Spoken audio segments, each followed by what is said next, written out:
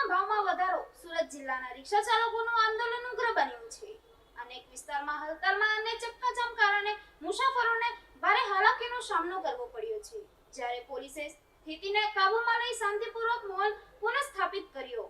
સીએનજીના ભાવ વધારાના વિરોધમાં સુરત જિલ્લામાં રિક્ષા ચાલકોનું આંદોલન ઉગ્ર બન્યું છે. કડોદરા, અત્રોલી, વરેલી સહિતના અનેક વિસ્તારોમાં રિક્ષા ચાલકો હડતાલ પર ઉતરતા ચક્કાજામ જેવી સ્થિતિ સર્જાઈ હતી.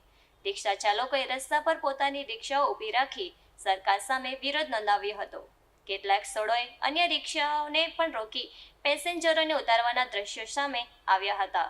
હડતાલના કારણે રોજિંદા મુસાફરોને ભારે હાલાકીનો સામનો કરવો પડ્યો હતો. જાહેર પરિવહન પર ભાર વધતા બસ સ્ટોપ અને મુખ્ય માર્ગો પર લોકોની ભીડ જોવા મળી હતી. રિક્ષા ચાલકોનું કહેવું છે કે સીએનજીના વધેલા ભાવના કારણે તેમનો વ્યવસાય ચલાવવો મુશ્કેલ બન્યો છે. તેમણે સીએનજીના ભાવમાં તાત્કાલિક ઘટાડો તેમજ રિક્ષા ભાડામાં વધારો કરવાની માંગ ઉઠાવી છે. આંદોલન દરમિયાન કેટલાક સ્થળોએ પોલીસ અને રિક્ષા ચાલકો વચ્ચે ઘર્ષણજન્ય દ્રશ્યો પણ સામે આવ્યા હતા. જો કે બાદમાં કડોદરા પોલીસે સ્થિતિને કાબૂમાં લઈ ચક્કાજામ દૂર કરાવ્યો હતો અને વિસ્તારમાં શાંતિપૂર્ણ માહોલ પુનઃસ્થાપિત કર્યો હતો.